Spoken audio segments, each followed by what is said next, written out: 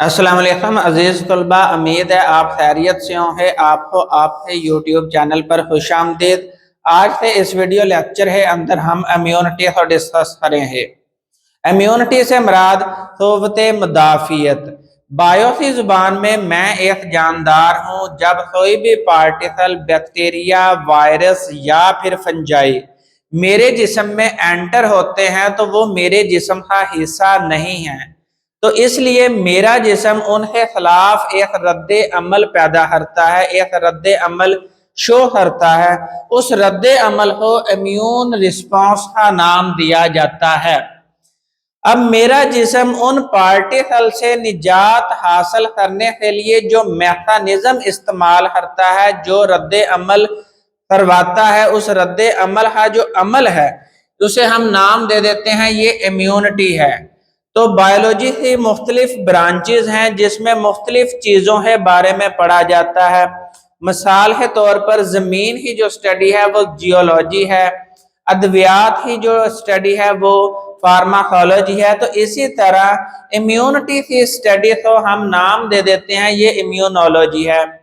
अब इम्यूनोलॉजी के अंदर उस पार्टिकल का जिस्म के अंदर एंटर होना, जिस्म को मुतासर करना और फिर उस जिस्म का उस पार्टिकल से निजात हासिल करने के लिए जो डिफेंसिव मैकेनिज्म है, जो दफाई अमल है, इन तमाम चीज़ों का जो स्टडी है वो इम्यूनोलॉजी के अंदर की जाती है। अब जानदार का जिस्म इन पार्टिकल से जान छुड़ाने के लिए, निजात हासिल करने के लिए 3 स्टेप्स पर लड़ता है। तो पहले स्टेप का नाम है फर्स्ट लाइन ऑफ डिफेंस, दूसरे का नाम है सेकंड लाइन ऑफ डिफेंस और तीसरे का नाम है थर्ड लाइन ऑफ डिफेंस। अब इस वीडियो के अंदर हमने फर्स्ट लाइन ऑफ डिफेंस के बारे में पढ़ना है। फर्स्ट लाइन ऑफ डिफेंस का दूसरा नाम है फिजिकल बैरियर। जो पहले स्टेप पर जिस्म जो है वो उन पार्टिकल से निजात हासिल करने के लिए जो पहले स्टेप पर दफाई अमल परफॉर्म करता है उस फिजिकल बैरियर के नाम से जाना जाता है और ये एक बैरूनी हिफाजती सिस्टम है। चूंकि ये बैरूनी हिफाजती सिस्टम है तो इसमें 2 चीजें जो हैं वो उस जरासीम को एंटर होने से बचाती हैं जिस्म को। उसमें हमारे पास 2 चीजें कौन सी हैं? एक है जिल्द स्किन और दूसरी है म्यूकस मेम्ब्रेन। जिल्द और म्यूकस मेम्ब्रेन जो है वो हर वक्त माहौल से बराह रास्त राबते में रहती हैं, यानी ये एक्सपोज्ड होती हैं। इसके अलावा फर्स्ट लाइन ऑफ डिफेंस जो है ये नॉन स्पेसिफिक डिफेंस है। नॉन स्पेसिफिक डिफेंस से मुराद ये है कि ये किसी खास जरासीम को नहीं रोकती, बल्कि ये तमाम इत्साम है जो पैथोजेंस होते हैं, जो तमाम इत्साम है पार्टिकल्स हैं, ये उनसे जिस्म को बचाती हैं। तो ये स्पेशलाइज्ड नहीं होती, इसलिए हम फर्स्ट लाइन ऑफ डिफेंस को नॉन स्पेसिफिक डिफेंस का नाम देते हैं। और ये पेपर में एमसीक्यू आ चुका है। जो फर्स्ट लाइन ऑफ डिफेंस है ये स्पेसिफिक है या नॉन स्पेसिफिक है। नंबर 1 है जिल्द। हम इंसान जो है ये ट्रिप्लोब्लास्टिक हैं। इसमें जो जिल्द है ये 2 तहों पर मुश्तमिल होती है। फर्स्ट वन है एपिडर्मिस और दूसरी जो है वो है डर्मिस। एपिडर्मिस जो है ये बैरूनी तह है, जब है डर्मिस जो है ये एपिडर्मिस से नीचे पाई जाती है। अब एपिडर्मिस सेल्स है अंदर एक प्रोटीन पाई जाती है जिसका नाम केराटिन प्रोटीन है। ये केराटिन प्रोटीन जो है ये सेल्स को मजबूत करती है और जिस्म में से एक्स्ट्रा पानी को जाया नहीं होने देती। इसके अलावा ये न्यूट्रिएंट्स को जिल्द है बाहर नहीं आने देती। तो अब जो पैथोजन, जो पार्टिकल जिल्द है ऊपर जुड़ा हुआ है, जिसने जिस्म है अंदर एंट्रेंस चाहता है, तो वो सबसे पहले जिल्द है ऊपर आके जुड़ता है। तो ये केराटिन की वजह से पानी जो है वो बाहर नहीं आता और उस पैथोजन पार्टिकल को जिंदा रहने के लिए पानी और न्यूट्रिएंट्स की जरूरत होती है। जब इसे पानी और न्यूट्रिएंट्स नहीं मिल पाते तो ये बैक्टीरिया, फंजाई या वायरस वहीं पर मर जाते हैं। इसके अलावा जो जिल्द है उसकी जो एपिडर्मस लेयर है उसकी जो पीएच है वो स्लाइटली एसिडिक होती है। ये भी पास्ट पेपर्स में एमसीक्यू के तौर पर पूछा जा चुका है। अब इसकी जो स्लाइटली एसिडिक पीएच है वो है 5.5। इस पीएच के ऊपर वायरस, बैक्टीरिया और फंजाई जो है वो उसकी नशोनुमा जो है इनहिबिट हो जाती है। इसके अलावा एक और अमल जो है वो जानदार में पाया जाता है, उसका नाम है डिसफ्यूमेशन। इसमें जानदार है जिस्म की जो जिल्द होती है उसके सेल्स जो है वो हर वक्त झड़ते रहते हैं, गिरते रहते हैं, और इस सेल्स के गिरने है जो अमल है उसका नाम है डिसफ्यूमेशन। तो अब पैथोजन जब जिल्द है ऊपर अटैच हो जाता है और जिल्द है सेल झड़ जाते हैं, गिर जाते हैं, तो उसके साथ ये पैथोजन भी जिस्म से गिर जाते हैं। अब एपिडर्मिस से नीचे एक और तह है जिसका नाम है डर्मिस। ये डर्मिस लेयर जो है ये एपिडर्मिस की निस्बतन जरा मोटी होती है। इसके अलावा इसमें हेयर फॉलिकल्स, ब्लड वेसल्स और मुख्तलिफ इत्साम है ग्लैंड्स पाए जाते हैं। ये ग्लैंड्स जो हैं ये मुख्तलिफ रतूबत पैदा करते हैं, मुख्तलिफ लिक्विड मटेरियल पैदा करते हैं। नंबर 1 है सेबेशियस ग्लैंड। सेबेशियस ग्लैंड्स जो हैं ये डर्मिस लेयर के अंदर पाए जाते हैं और ये ऑयली सेक्रेशंस पैदा करते हैं, तेल जैसी चिपचिपी लिक्विड पैदा करते हैं, चिपचिपा लिक्विड पैदा करते हैं। इसके अंदर फैटी एसिड्स पाया जाता है, क्योंकि ऑयल के अंदर फैटी एसिड्स पाए जाते हैं। ये फैटी एसिड्स की वजह से इस एपिडर्मस लेयर का जो है वो पीएच लो हो जाती है, स्लाइटली एसिडिक हो जाती है। जब इसकी पीएच कम हो जाएगी तो इस एपिडर्मस लेयर के ऊपर एंटी माइक्रोबियल प्रॉपर्टीज पैदा हो जाती हैं। एंटी माइक्रोबियल प्रॉपर्टी से मुराद जिल्द ही वो खसूसियात जो उन जरासीम को मारने के लिए, माइक्रो ऑर्गेनिज्म को मारने के लिए इस्तेमाल हो। इसके बाद नंबर 2 ग्लैंड जो है वो है स्वेट ग्लैंड। डर्मिस के अंदर ऐसे ग्लैंड्स पाए जाते हैं जो पसीना पैदा करते हैं। पसीना पैदा करने वाले ग्लैंड्स को स्वेट ग्लैंड का नाम दिया जाता है। स्वेट जो होता है, जो पसीना होता है, ये असल में एक साल्टी सोल्यूशन होता है, यानी पानी के अंदर साल्ट्स होते हैं, तो साल्टी सोल्यूशन जो है वो असल में पसीना है। जब जिस्म के ऊपर ये पसीना पैदा होता है तो ये माहौल से हीट जज़ब करता है और हीट जज़ब करने के बाद इवेपोरेट होता है, जिसकी वजह से जानदार हो ठंडक महसूस होती है। तो ये एक होम्योस्टेसिस में भी एक अहम किरदार अदा करते हैं स्वेट ग्लैंड्स। इसके अलावा इसमें लाइसोजाइम्स पाए जाते हैं। लाइसोजाइम्स वो एंजाइम्स होते हैं जो किसी पार्टिकल्स की तोड़ फोड़ के लिए इस्तेमाल किए जाते हैं, जो किसी सेल्स को तोड़ने के लिए इस्तेमाल किए जाते हैं। तो जब बैक्टीरिया यहाँ पर आके अटैच होता है जिल्द के ऊपर, तो साल्टी सोल्यूशन में जो मुख्तलिफ लाइसोजाइम्स होते हैं ये बैक्टीरियल सेल वाल को तोड़ देते हैं, जिससे बैक्टीरिया की मौत हो जाती है।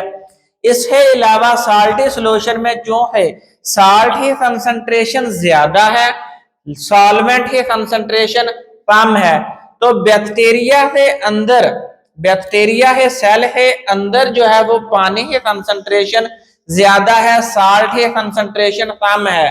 तो बैक्टीरियल सेल से एक्स ऑस्मोसिस के जरिए से पानी बाहर आ जाएगा, जिसकी वजह से बैक्टीरिया डिहाइड्रेट हो जाता है, बैक्टीरिया में पानी की कमी हो जाती है और बैक्टीरिया जो है वो मर जाता है।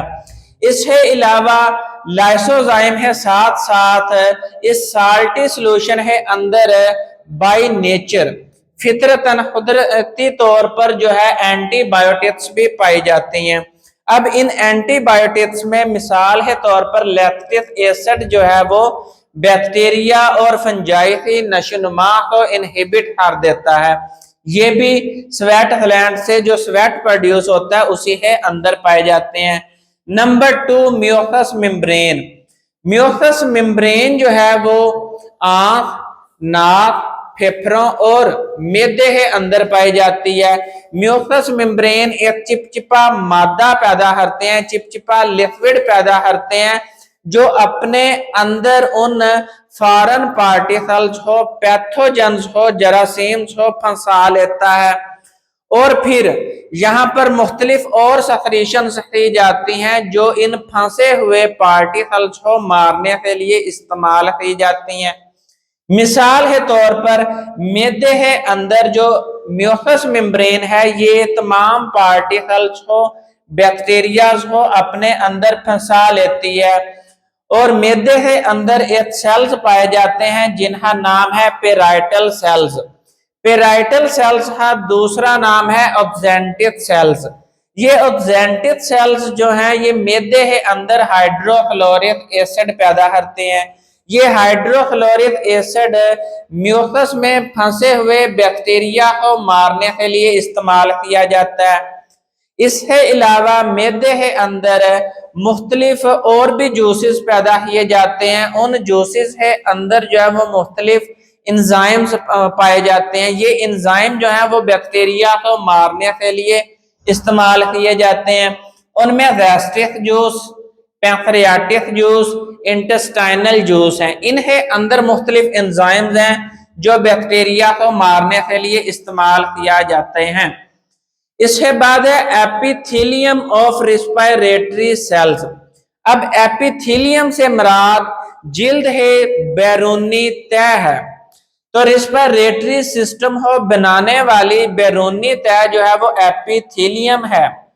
अब नेजल कैविटी जो है उसके अंदर यानी ये जो बैरूनी नथने हैं इनके अंदर बाल मौजूद होते हैं। ये बाल जो हैं बाहर से जो हवा हम सांस के जरिए से अंदर ले जानी होती है उस हवा के अंदर मौजूद पार्टिकल्स, बैक्टीरिया, फंजाई, स्पोर्स, ये उन्हें अपने अंदर ट्रैप कर लिया जाता है। अब ये नेजल कैविटी से अंदर बालों के साथ जो म्यूकस मेम्ब्रेन भी मौजूद होती है। ये म्यूकस मेम्ब्रेन एक चिपचिपा मादा पैदा करते हैं। हवा जो है बाल जो है वो हवा को फिल्टर कर लेते हैं। चिपचिपा मादा जो है म्यूकस जो है उसके अंदर वो पार्टिकल्स ट्रैप हो जाते हैं, फंस जाते हैं, जिसकी वजह से एयर जो है वो फिल्टर होकर फेफड़ों की तरफ भेज दी जाती है। अब ये हवा जब विंड पाइप में से गुजरती है और फेफड़ों में जाती है तो वहां पर सिलिएटेड म्यूकस एपिथेलियल सेल्स होते हैं।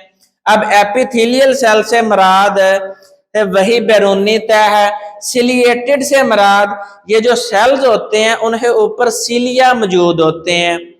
इसके अलावा ये म्यूकस पैदा करते हैं। म्यूकस पैदा होते हैं तो वो बैक्टीरिया, वायरस और फंजाई के स्पोर्स जो हैं वो यहाँ पर म्यूकस की वजह से फंस जाते हैं। ये सिलिया जो है ये बीट करते हैं। इस तरह इनकी मोशन जो है इसे नाम दिया जाता है, ये सिलरी मोशन है। तो जो फंसे हुए होते हैं बैक्टीरिया ये उस जो म्यूकस हो इस तरह ऊपर की तरफ पुश करती है। तो इस तरह जो है वो आपके फेरेंस में जो है वो म्यूकस प्लस ये पैथोजन जो है वो आपके गले की तरफ आना शुरू हो जाते हैं। तो अब आपके पास दो ऑप्शंस होते हैं, एक तो स्पाइट यानी आप थूक फेंक दें या फिर आप स्वेलो कर लें, निगल लें। तो इस तरह जो है वो आप इन पार्टिकल से बच सकते हैं। इसके अलावा टीयर्स, आंसू, आंखों में म्यूकस मेम्ब्रेन जो है वो आंसू पैदा करती है और उन आंसुओं में लाइसोजाइम्स पाए जाते हैं और वो लाइसोजाइम जो है वो बैक्टीरिया को मारने के लिए इस्तेमाल करते हैं, बैक्टीरिया के सेल वाल को तोड़ देते हैं। इसके अलावा मुंह के अंदर सलाइवा पैदा होता है, उस सलाइवा के अंदर मुख्तलिफ एंजाइम्स पाए जाते हैं, लाइसोजाइम्स पाए जाते हैं जो मुंह की सेहत के लिए जरूरी होते हैं, ओरल हेल्थ के लिए जरूरी होते हैं। वो हमारे मुंह को साफ करते हैं, दांतों हो और मसूड़ों पे जो बैक्टीरियल इन्फेक्शन होते हैं, बैक्टीरिया जो होते हैं, उन्हें मारने के लिए इस्तेमाल किए जाते हैं। इसके अलावा यूरिन फ्लो, जब पेशाब किया जाता है, जब उसे जिस्म से बाहर निकाला जाता है पेशाब को, तो यूरिनरी ट्रैक्ट में अगर कोई बैक्टीरिया, वायरस या पैथोजन मौजूद है तो वो पेशाब के बहाव के साथ जो है वो उसे जिस्म से बाहर निकाल दिया जाता है। फर्स्ट लाइन ऑफ डिफेंस जो है ये नॉन स्पेसिफिक होता है, ये नहीं, ये तमाम पैथोजन से बचाव के लिए इस्तेमाल किया जाता है। ये पैदाइशी तौर पर जानदार है अंदर पाया जाता है और ये जानदार में सारी उम्र जो है ये एक्टिवली रोल प्ले करता है। इसके अलावा नो प्रायर एक्सपोजर, इसे जरूरी नहीं है कि ये इम्यूनिटी क़ुव्वत मुदाफ़ियत पैदा करने के लिए पहले किसी फॉरेन पार्टिकल के साथ सामना हो। ये सारी उम्र बिना पार्टिकल है जो है वो जिस्म है अंदर क़ुव्वत मुदाफ़ियत पैदा करता है। तो यहाँ पर हमारा लेक्चर कंप्लीट होता है। इसका एक दफ़ा स्क्रीनशॉट ले लें। नेक्स्ट वीडियो में हम नेक्स्ट लेक्चर के साथ हाजिर होंगे। उतनी देर दुआओं में याद रखें। फी अमानिल्लाह।